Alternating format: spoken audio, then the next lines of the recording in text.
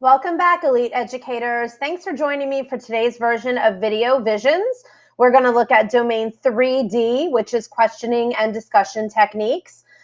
This can sometimes be one of the hardest areas for teachers to feel successful in because so much depends on the student's contribution. And as you know, we have no control over our audience. But if we follow some simple steps in the planning and execution process, that quality conversation can always happen. So before we get started, that's a picture of my little man. Actually, from this past weekend, we went down to Daytona Beach and watched Smallfoot in these relaxing lounge chair type movie theater seats, which was amazing. But there's a Dave and Buster's type of restaurant next door, and we went in to kill some time. And what does my son come out with but a taco? I don't know about your kids, but my son would eat tacos breakfast, lunch, and dinner. So just wanted to share a little bit of Jack with you. Here we go. So when thinking about our blueprint for success in those 3 steps of dreaming, planning, and reflection, let's look at what the instructor should be thinking, like the why behind the what.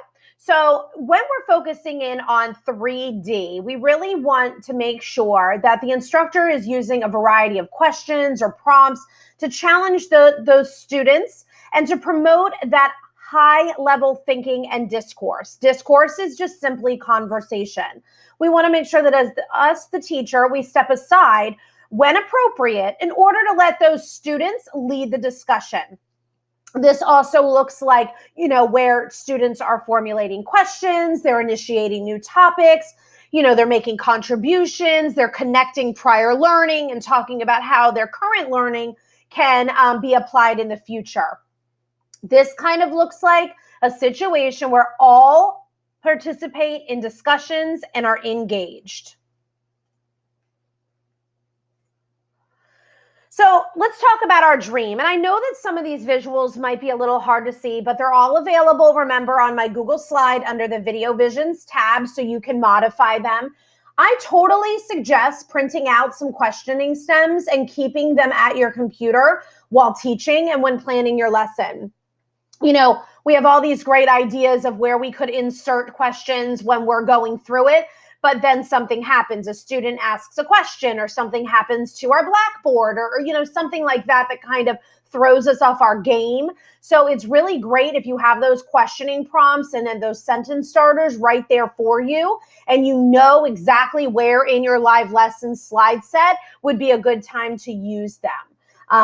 So take some time and look at your content slides and see where you can intentionally add some of these questioning opportunities for your students. Also, check out these really cool hyperlinks on the bottom right to some links that stimulate some quality discussion.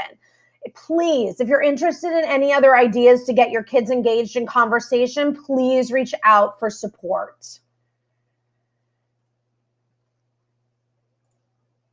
So let's take a look at some of the guiding questions that you can use when planning your amazing lessons. So think to yourself, am I using a variety of questioning to challenge my students' thinking? Are my students leading the discussions, or am I always being the ones to give feedback or start a conversation? Are those kids formulating questions? So are they, coming up with more questions than they have? A tried and true way of getting kids to ask questions is simply changing the way you ask. Instead of saying, okay, guys, do you have any questions? Their answer is usually always going to be no. But if you give them a minute to review the objectives or review the content at hand and then ask them what questions they have for you, it kind of stunts their brain into thinking, okay, I need to ask something. Let me look more carefully at this. And also make sure that as you're planning, you've allowed for enough participation or collaboration opportunities. Sometimes we have all these grandiose ideas and our time doesn't allow it. So making sure that, we've plotted for plenty of time to take part in these activities is a huge piece when planning. Also, take a peek at some of these strategy ideas down at the bottom. And when we move the lessons from student-led to teacher-led, we know that those possibilities are endless. So, making a debate out of a topic, assigning roles in breakout rooms to make sure that everyone is held accountable, having, some of those sentence frames to really facilitate that student-to-student feedback. All those things are only going to help make your lesson successful. So as we look at a few of our great examples from our peers and we reflect, the one in the top right-hand corner is a debate opportunity. Notice the sentence starters on the bottom. They're not just giving them, ample time to chat. They're making it intentional.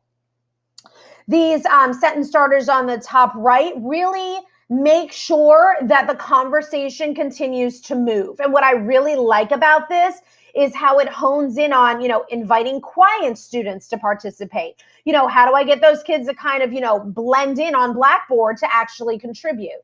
The bottom left is, really focusing on those strong questions, talking to the kids about what's the difference between a strong and a weak question. When we create those strong questions, it leaves more room for quality answers in return. And then the bottom right is a really cool online Kagan application where the kids can use the private chat option to talk back and forth to each other, and then kind of share out when they come back to the main room, or once you've given them a couple minutes to do so. Super easy thing to use. Reach out and let me know if you'd like me to walk you through the step-by-steps on how to set that up. Also, in the slides that I post on the Google site, there is a really cool YouTube link in the bottom of this slide that is from a great TED Talk that discusses what happens when critical thinking happens in our classroom. So feel free to check that out, that you can view on my Google site. So as we wrap up, begin thinking about which, one of these cool questioning strategies would you like to try. Don't forget to reach out for any help you may need. I'm always here. Check out the link on the bottom for a direct link to the Video Visions tab on my Google slide, as well as a really cool link to encourage students to ask more questions. So thank you so much for spending some time with me today. Check out all these videos, resources, and more on my Google site. Till next time, friends, have a great day.